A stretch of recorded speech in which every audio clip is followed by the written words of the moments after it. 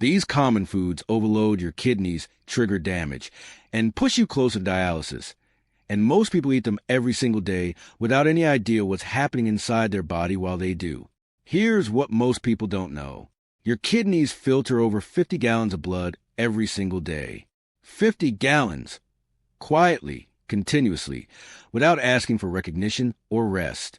They pull out waste, balance minerals, regulate fluid, control blood pressure, and keep your internal chemistry stable enough for everything else in your body to function. They are two fist-sized organs doing the work of a sophisticated industrial filtration system every hour of every day for your entire life. But certain foods turn that job into punishment. They force the kidneys to work harder than they were designed to, strain the filters that cannot be replaced, and drive a slow, silent progression toward damage that most people don't detect until a significant portion of kidney function is already gone. And the most unsettling part? Most of these foods are considered normal. Some are even considered healthy. They're in your pantry right now. Let's start with salt. Not because it's the most dramatic offender, but because it's the most universal. Sodium is in nearly everything that comes in a package: a can, a drive-through bag, or a restaurant kitchen. Instant noodles, canned soups, deli meats, frozen dinners, bottled sauces. The sodium content in a single serving of many processed staples exceeds what a kidney-conscious diet allows for an entire day. And the damage mechanism is direct. Excess sodium raises blood pressure, and high blood pressure is one of the two leading causes of chronic kidney disease. The tiny, delicate blood vessels inside the kidneys, the ones responsible for the actual filtration, are exquisitely sensitive to pressure. When blood pressure stays elevated, those vessels sustain damage. Damaged filters let through things they shouldn't. Over time, kidney function declines in ways that cannot be reversed. The cruelty of it is that heavily salted food rarely announces itself as dangerous. If it tastes too good without any effort, if the flavor hits immediately and intensely from something that required no cooking, your kidneys are paying the price that your taste buds aren't disclosing. Processed meats carry the salt problem and then compound it. Sausages, bacon, hot dogs, deli ham, packaged jerky. These products are preserved with sodium in quantities that dwarf what you'd find in home-cooked food, and they frequently contain additional preservatives, including phosphate additives that healthy kidneys manage adequately, but compromised kidneys struggle to excrete. Research has consistently linked high-processed meat consumption to faster progression of kidney disease in people who already have some degree of impairment, and to increased risk of developing kidney problems in people who don't. The convenience is real. The cost is also real. It's just being charged an account most people don't check until the balance is dangerously low. Convenience for you, chaos for your kidneys. That's a transaction, whether or not it appears on any label. Sugary drinks and soda occupy a category of harm that operates on a longer timeline, but arrives at a devastating destination. The connection runs through diabetes, the number one cause of kidney failure in the developed world. Chronic high sugar consumption drives insulin resistance, which drives type 2 diabetes, which damages the blood vessels throughout the body, including every one of those delicate filtration vessels inside the kidneys. High fructose corn syrup, which sweetens most commercial sodas and many fruit-flavored drinks, place particular stress on kidney function independent of its role in diabetes.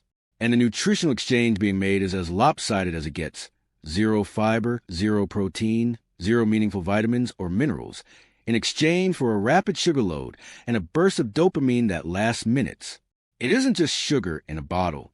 It's slow destruction in a bottle, consumed willingly daily, by people who understand intellectually that soda isn't healthy, but haven't connected it to an organ failing quietly beneath their awareness. Red meat is more complicated, because protein is essential, and meat is a legitimate protein source. But excess is the operative word, and excess red meat creates a specific burden for kidneys.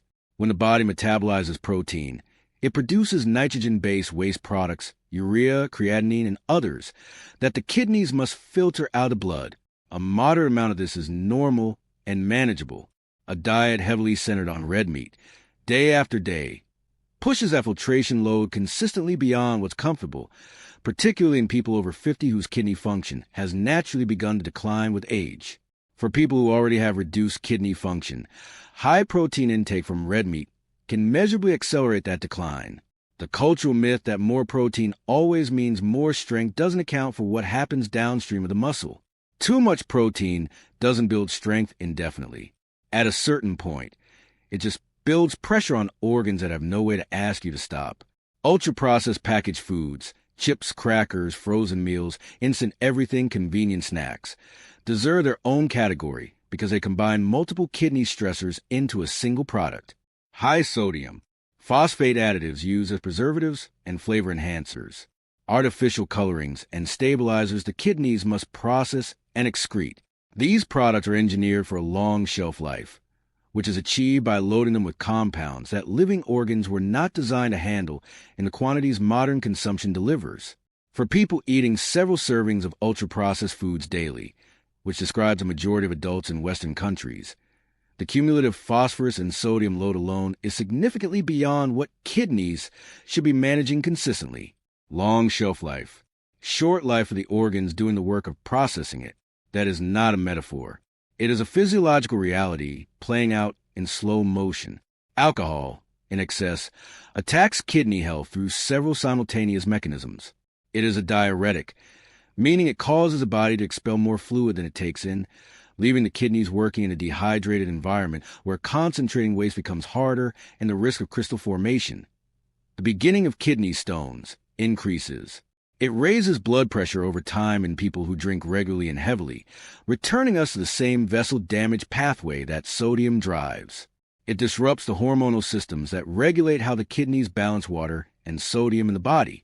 And it taxes the liver simultaneously, and the liver and kidneys share the workload of filtering the body's blood. When the liver is compromised, the kidneys compensate, and compensation has a cost. The kidneys need a hydrated, pressure-stable, chemically balanced internal environment to do their job. Alcohol, consumed in excess, systematically dismantles each of those conditions. Your kidneys need water, not punishment. High oxalate foods round out this list, and this entry comes with the most important qualification of all.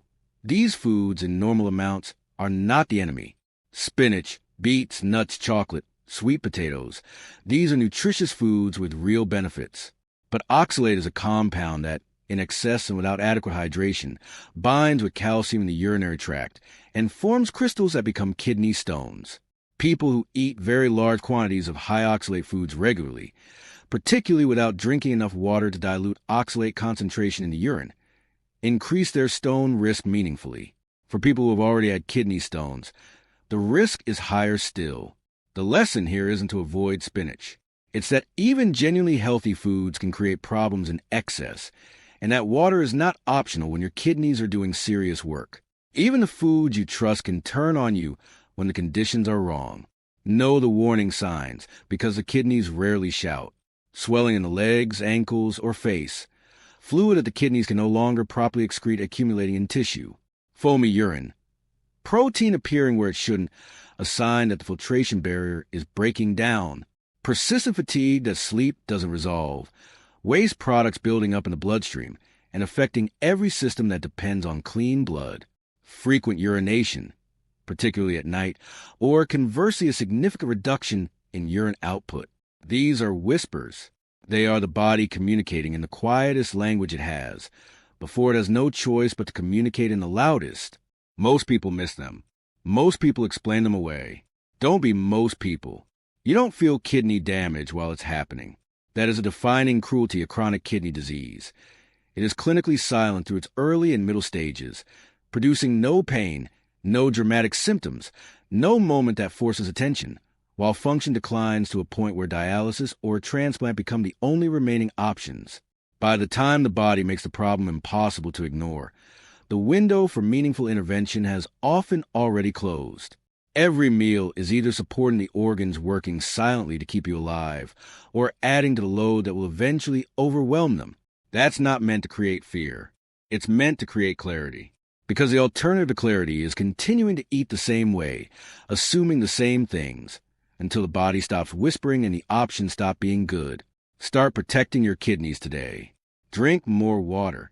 Cook more food at home. Read the sodium content on what you buy. Reduce processed meat. Reduce soda. Reduce the ultra-processed convenience food that makes Tuesday easier but makes the decade harder. Get your kidney function checked if you're over 50, if you have diabetes, if you have high blood pressure, if you haven't had it checked in years. Because once the kidneys fail, there is no easy way back. There is dialysis 3 times a week. There's a transplant waiting list. There's a life organized entirely around the failure of 2 organs that were trying to tell you something long before it came to that. Subscribe for more videos that give you the honest, practical health information that protects the years ahead. Share this with someone whose diet could use this wake-up call. And like the video if it gave you something real to act on today.